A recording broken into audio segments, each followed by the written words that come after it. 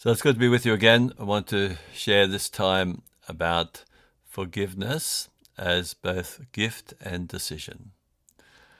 It's not easy to forgive, yet it's not impossible. It's made possible by the grace of God. It's a supernatural grace that God gives us, and it's His desire that we'd always be set free from the pain that we have to endure through unforgiveness, resentment, bitterness, so we can actually be free from being captive to these emotions. And the greatest thing that we can do as human beings is actually to forgive. So let's talk about it. Michael McGoldrick, he was in Northern Ireland. His son was murdered when he was driving his taxi around during the conflict some years ago.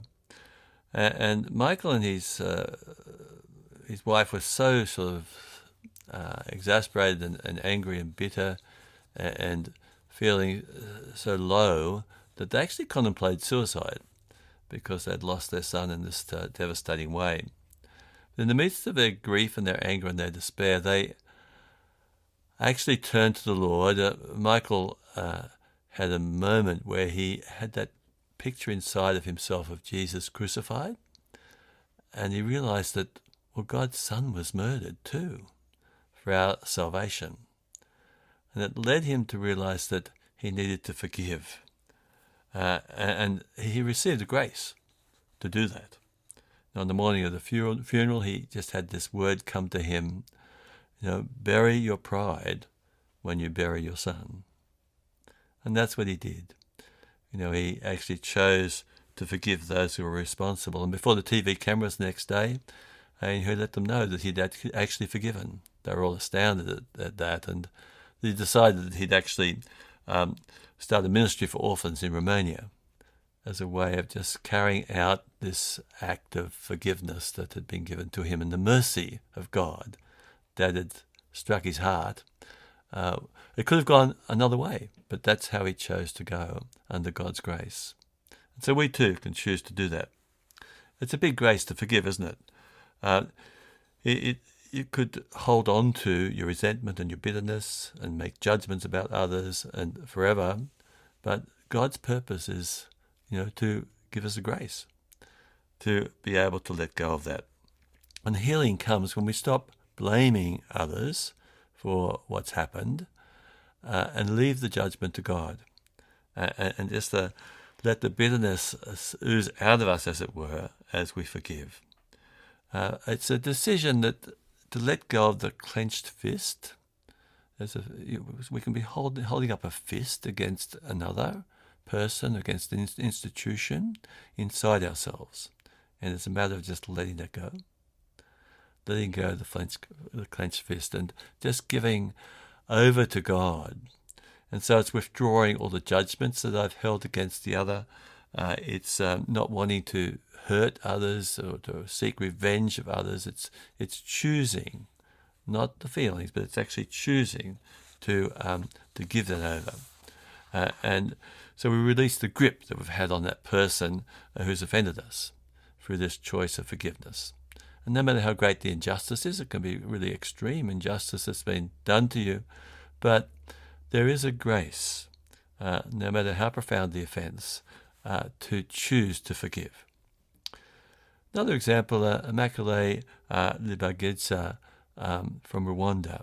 In 1994, you might remember there was a violent outbreak in Rwanda of genocide, where the one group was killing the other group, and she was a Tutsi, and so she was marked out for death. They were called cockroaches by the others and not worthy of life, So it was real hatred, brutal sort of spirit there at that time. There's an ethnic cleansing of a brutal kind, of all those that were undesirable. So she was caught up in this. She actually hid successfully, like in the bathroom, in a cupboard for a number of months, really, and a friend was coming and just giving her food, etc. And so she was able to sort of stay free from this awful, brutal attack. But unfortunately, she lost all her family. They were all hacked to death at one time or another. And so when she came out from her hiding place and was rescued by the United Nations, she had to then come to grips with what had happened to her family. And it was really hard for her. She went to the local village where her family lived and heard the stories of how they had been hacked to death and how they ended their lives in such a horrible way. And this is what she wrote. I want to read it to you actually because it's a very profound experience that she had at that time. She was a Christian. She'd already decided to forgive. She'd already made up her mind that, that's what we do as Christians, we forgive. But now when she was faced with the harsh reality of what had happened to her family and the stories that were so lurid that she had heard, this is what she felt. She said, "My soul was at war within itself. I'd struggled so hard to forgive, but now I felt duped for having done so. I had no clemency left in me. Seeing my home in ruins and visiting the lonely, forgotten graves of my loved ones had choked the life out of my forgiving spirit. When my neighbours whispered the stories of my family's sadistic murders in my ears, the feelings of hatred that I thought I'd banished from my soul, they just sprang violently from the depths of my being with renewed vigour. My heart hungered for revenge, and I raged inside myself. Those bloody animals, those bloody animals. That was how she felt. So this weight upon her was so heavy of negative thoughts, dragging her into a new darkness. She said, I never felt lonely at that point because I knew I was against God and what was his heart. But my feelings were so strong, I was captive to them. I knew my thoughts caused him pain, and that the knowledge of that really tortured me, but I couldn't let go. So she was on her knees at this point, begging the Lord for forgiveness for the hateful thoughts that she was unfortunately raging within her, and crying out to him to fill her with the power of love and forgiveness, which was his heart. And in this desperate time, as she was on the floor praying and crying out to God, she began to think of the truth that these ones that had done such a damage to her family, they too were children of God. They too were loved by God. And so she cried out, "Help me to forgive them, Lord." And with this prayer, she experienced, she said, a rush of air in her lungs. And she felt a lot of the bitterness going out of her. So she was inhaling the Holy Spirit, giving her the grace to forgive, and exhaling all of the rottenness that was in her heart as a result of that bitterness and hatred that was dissipating. And so she had this moment of being set free. She said, I asked God forgiveness that he would end the cycle of hatred, that hatred that's always so close to the surface, really, unfortunately, in the human heart. And so she was able to forgive. But then she had to work that out in a real way. The next day she went back to the village and she organised for her family, the bodies of her family members, to have a proper burial. That too brought closure to her. Then a few weeks later, she asked to be taken to the prison where the man who was responsible for the death of her mother and her closest brother. And this was very challenging for her. She wanted to encounter this man and speak forgiveness. And they dragged him into the room, somewhat dishevelled and limping because he'd been beaten many times, obviously, for what he'd done. And she immediately recognized him as the man who she played with his kids in the village as they were growing up. And he was a respectable man, a good man, seemingly, but then this hatred had entered into his heart.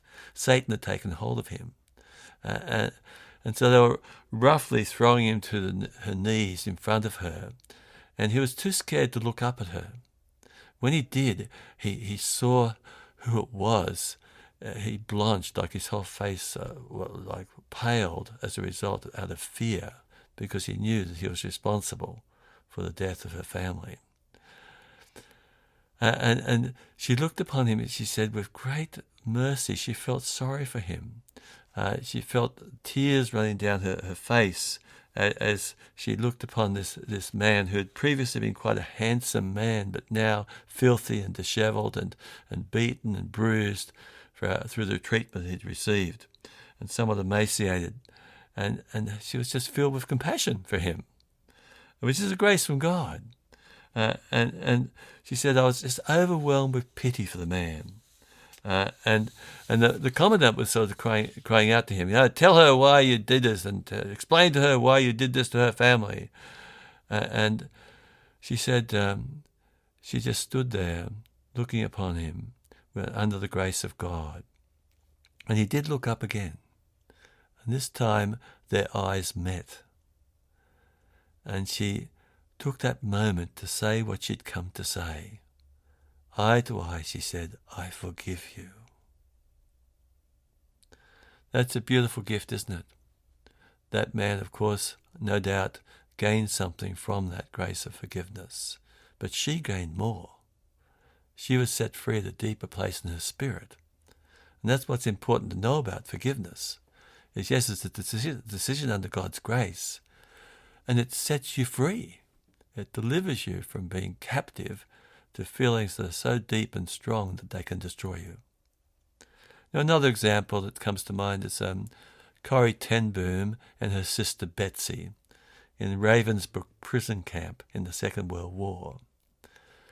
They had to work on a rock quarry, and they were given brutal treatment.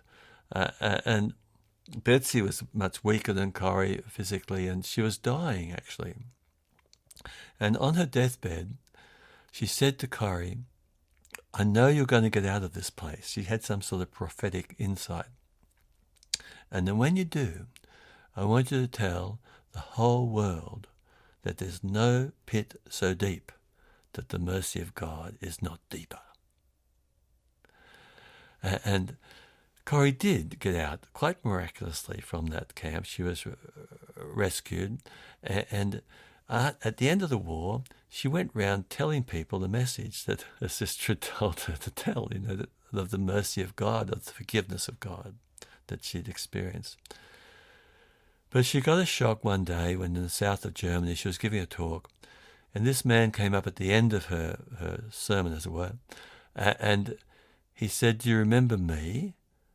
And as she saw him approaching, she said, oh my goodness, she froze. She knew he was one of the key men responsible for the death of her sister. And she had rising up within herself all sorts of feelings of bitterness and hatred that she didn't know was still within herself. And she froze.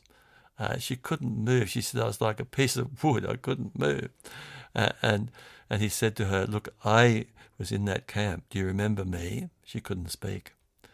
And he said, I've now become a Christian, and I've received God's forgiveness, but I need to hear you forgive me. And she couldn't do it. So she cried out within her spirit, Lord, help me, help me. And she felt at that moment a rush of love come upon her, of the warmth of God's grace upon her. And so she was able to look him in the eye and say, yes, I do forgive you. You see, it's a grace from God. But I want to also mention, going back to what Betsy said when she was dying, there's no pit so deep that the mercy of God is not deeper. See, why did she know that? Well, she was in a pit of terrible brutality and human cruelty, but she knew Jesus. She knew that Jesus hung on the cross, and as he hung on that cross, he cried out, my God, why have you abandoned me? He on that cross experienced all of the rottenness and cruelty and violence of humanity. He experienced it in his very body and in his very spirit. He experienced the lostness of human beings without God, and what that leads to. It leads to the sort of things like those Nazi prison camps. And so she knew Jesus, and she knew that Jesus had been to that pit, that deepest pit of human misery and suffering and brutality. She'd been to that place. Jesus had been to that place, and that he'd risen from that place. And there is our hope, that there's no pit so deep that the mercy of God is not deeper. So, my dear friends, I do invite you to reflect on your own life, and is there somebody who you haven't forgiven? Then simply identify it, sit with it, and ask the Lord for the grace. He will give you the grace, but then you must decide. Don't go by your feelings. Your feelings can be all over the place, and it takes a long time for your feelings to catch up, but you can choose to forgive. That's what's most important. It's a choice. And then the feelings will catch up later. And you'll feel a deep freedom in your spirit once you've done that. You'll know that's the way, that is God's way. And so you won't be perpetuating the violence that's in this world that seems to increase in more and more, the less we are to forgive. So don't be increasing the violence in this world. Make a choice. Choose to forgive. When we really forgive from the heart, that's what God wants, and that's what will liberate you, and you'll never regret it. Bless his name.